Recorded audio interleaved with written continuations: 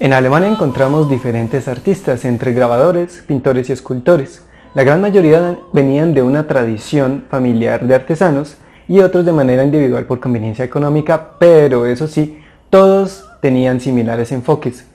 Solo uno de ellos tenía tal capacidad de análisis, de estudio, tal talento, que llegó a considerársele el artista más prolífico del Renacimiento alemán. Estamos hablando del gran Alberto Durero, el artista de este primer chutes de arte.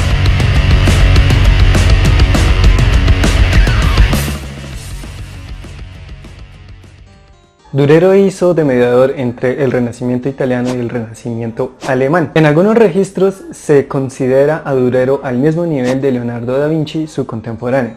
Durero vivió en Nuremberg, Alemania, gran parte de su vida, en la ciudad en la que también fue miembro del consejo y a la ciudad a la cual le regaló varias de sus pinturas y sus grabados en vida. Durero vivió un periodo de grandes cambios sociales en Europa. Uno de ellos fue la Reforma Protestante y admiraba demasiado la obra de Martín Lutero. Pero cuando a Martín Lutero lo excomulgaron, no le quedó otra que apoyar otra de las grandes figuras del humanismo, como era Erasmo de Rotterdam. Incluso Durero realizó un grabado que tenía una inscripción y decía: imagen de Erasmo de Rotterdam pintada por Alberto Durero en un retrato fiel, que prevalezcan sus ideas, y pone el año 1526. Durero aprendió el arte del grabado, como ya lo habíamos dicho, en Nuremberg con el maestro Michael Wolfmuth. Luego de esto viajó a Colmar, Francia, para mejorar sus estudios y entró al taller del maestro grabador Martin Schongauer, del cual se evidencia una total influencia. Aparte de ser pintor y grabador, también se dedicó a la teoría del arte y desarrolló varios manuales, entre los cuales está el manual de pintura y el manual del uso del compás y la escuadra, como otros tantos acerca de geometría. Lo que quiso lograr fue el ideal de geometría aplicada a la naturaleza y al ser humano. Dejó de ver esto en gran parte de sus obras, y un gran ejemplo es la obra titulada Adán y Eva de 1507. Durero también fue un inventor y desarrolló una máquina de escribir y el trampantojo, que está en el manual de pintura, junto a una descripción muy detallada de su uso. Se formó como orfebre en el taller de su padre, también Alberto Durero, y en algunas cartas que se registran se confesó con su amigo Willy Walperheimer, diciéndole que hubiera querido no pasar tanto tiempo en el taller con su padre y que hubiera utilizado ese tiempo para desarrollar más la pintura y el grabado. Entre los tantos artistas que influenciaron a Durero están Jan van Eyck, Leonardo da Vinci y Miguel Ángel Buonarroti. Según uno de los historiadores más importantes del arte, como lo fue Erwin Panofsky, nos dice que tanto los contemporáneos como los predecesores italianos de Durero pensaban que la finalidad más elevada del arte era la de apresar la belleza del cuerpo humano, y en sus palabras: por encima de todas las cosas, nos complace ver una figura humana hermosa.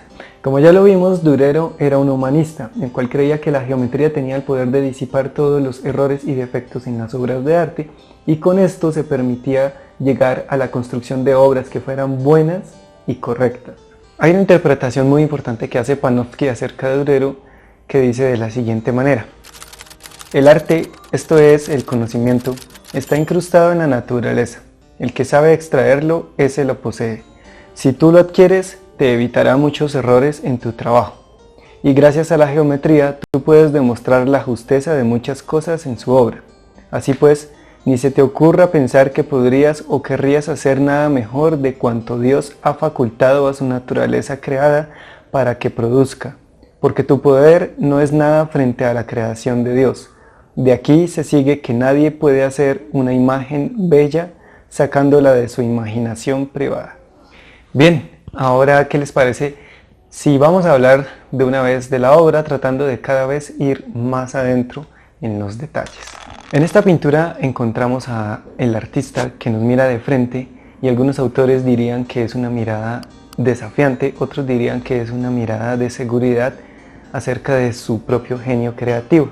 Vemos una gran cantidad de detalles en toda la obra, tanto en el cabello del artista, el brillo de los ojos, el color de las carnaciones, la luz, el detalle del pelo de la pelliza que tiene puesta, que es hecha de pelo de Marta, y todos los demás detalles que hacen que en conjunto sea una gran obra. Por favor, no dejemos de lado el hecho de el canon que él seguía acerca del uso de la geometría para descubrir la figura humana. Teniendo en cuenta esto, entonces notamos que la forma del cabello está haciendo una figura geométrica muy exacta, de la cual descubrimos un triángulo equilátero. Podemos decir que este detalle es una de las hebras de las cuales empezamos a tirar para encontrar más detalles acerca de la obra, puesto que no se ve muy orgánico, muy natural la forma del cabello, es muy exacto el corte y la forma en la que está puesto. Habiendo encontrado entonces este primer triángulo equilátero, seguimos buscando detalles. Nos damos cuenta que el rostro está trabajado con un detalle en la simetría. Entonces podemos pensar que incluso pudo haber sido hecho en alguna técnica de espejo. Trazamos una línea por la mitad del rostro, que además es la mitad general de la imagen, del cuadro como tal, y encontramos que toca al dedo, que algunos investigadores dirían que es el dedo con el que él se señala a sí mismo. Entonces es necesario que aquí hablemos un momento de la mano. Les voy a pedir que hagan con su mano derecha el mismo gesto para que nos demos cuenta, entremos en esta comprensión de que no es un gesto hecho a la ligera, que no es tan fácil copiar este mismo gesto. Recordemos nuevamente que estamos en el Renacimiento y todos los elementos que están puestos dentro de una composición tienen un sentido, de lo contrario no se pintarían. Según algunos investigadores, el gesto de la mano está representando el hecho de que Durero se señala a sí mismo como creador de sí mismo, el constructor de sí mismo, además de que lo hace con la mano con la que él pinta. ¿Qué quiere decir con esto? Que es la mano creadora que se crea a sí mismo. Siguiendo esta línea, vamos a leer entonces las inscripciones que están a los lados del rostro. Por el lado izquierdo vamos a encontrar un monograma con el cual fue muy conocido y que dice A y D para abreviar Alberto Durero, y también está la fecha del cuadro, que es el año 1500. Hacia la derecha encontramos una inscripción que está en latín, y aquí hay que abrir un paréntesis importante porque se dice que Durero aprendió a escribir francés, aprendió italiano, y que por influencia de su amigo Willibald Pirkheimer aprendió un poco de griego. Entonces se dice, según algunas investigaciones, que a Durero le gustaba hacer ciertos juegos de palabras. Quitaba letras, ponía letras, le cambiaba el sentido a algunas de las palabras o escribía diagramas en donde no lo sabía. Todo porque pues a él le gustaba hacer este halo de misterio acerca de sus obras. De ahí que en varias de sus pinturas lo que está escrito no se sabe con exactitud qué dice, aunque se puede atinar a responder estos misterios de manera general, como es en el caso de esta pintura, que al tratar de buscar una transcripción como tal en alguna investigación, en realidad no existe y no se sabe con exactitud qué quiso decir en esta frase. Pero lo que a grandes rasgos dicen varios de los textos de investigación dice de la siguiente manera: yo, Alberto Durero de Nuremberg, me pinté a mí mismo con colores indelebles a la edad de 28 años. En algunos de los casos cambian la palabra indeleble por imborrable o imperecedero. Ya para cerrar este paréntesis me gustaría agregar que al buscar esta frase palabra por palabra, podemos suponer que varias de estas palabras fueron escritas mal a propósito y que algunas pueden ser alemán y otras pueden ser latín. Y aún con todo esto, varias de esas investigaciones apuntaron a una traducción similar. Sin embargo, en ninguna de estas investigaciones que se encontraron dice una traducción exacta palabra por palabra, lo cual encierra todo en un misterio mucho mayor, porque quedamos en duda de qué quiso decir con exactitud el artista. Si analizamos palabra por palabra de la inscripción, dice Albertus Durerus Noricus. Recordemos que en el grabado que le hizo a Erasmo de Rotterdam decía Alberto Durero, como si estuviera escrito en español. La palabra Noricus en realidad no se encuentra y no hace referencia a Nuremberg. Ahí hay un punto importante. Seguimos con la palabra ipsum, que pareciera que hubiera escrito ipsum, pero es una palabra que en latín hace referencia a sí mismo. Sigue la palabra propis, que no se encuentra en el latín, pero al deducirla pudo haber escrito la palabra propius, que hace referencia también a lo propio, a sí mismo, a crearse a sí mismo. También recordemos que Durero le agregaba algunos arabescos y colas a algunas letras que realmente no llevaban ese arabesco o esa cola, pero él se sentía con esa libertad artística. Sigue la palabra efía, que pareciera que dijera efía o efín o ejim, no se sabe muy bien, pero en ningún diccionario se encuentra tanto en latín como en alemán.